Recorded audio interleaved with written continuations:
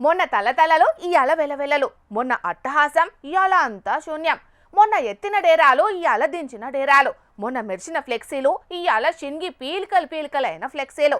సరుకు లేదు, సంగతి లేదు, సబ్జెక్టు లేదు, ఆబ్జెక్టు లేదు, శుష్క ప్రియాలు, శూన్యహస్తాలు, అంతా ఒట్టిదే డబ్బా.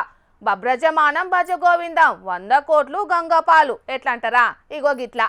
మొన్న పున్నాంకు వెలిసింది, ఇప్పుడు అమాసకు ఇచ్చుకపోతాంది. మూడొద్దుల మురిపం, 100 కోట్లు గంగార్పణం. కేల్కతం దుకునం బంధు. సినిమా షూటింగ్ అయిపోయినాక సెట్స్ వీకేసినట్టు ఫ్యూచర్ సిటీ పేరు మీద చేసిన గ్లోబల్ సమ్మిట్ కార్యం ఒడిసి 4 రోజులు గడిచిందో లేదో. ఇగో గిట్లున్నది అక్కడి కథ. డేరాలు దించుతారు, ఇటుకలు టైల్స్ వీకెత్తారు బీహార్ రాష్ట్రం కూలీలు. మొన్న అబ్బో అన్నట్టున్న జాగల్నే ఇప్పుడు గాలివానొచ్చి గాయగాయన ఫీలింగ్ కలుగుతాంది. ఇదే కార్యం ఏ హైటెక్స్ అసోంటి జాగాల పెడితే 90 కోట్లు మిగులు, 10 కోట్లలో అయిపోయి ఈ కార్యం. కానీ పేరు పెద్దీర్ఘం అని పెద్దగానే వేండు సీఎం రేవంత్ అన్న.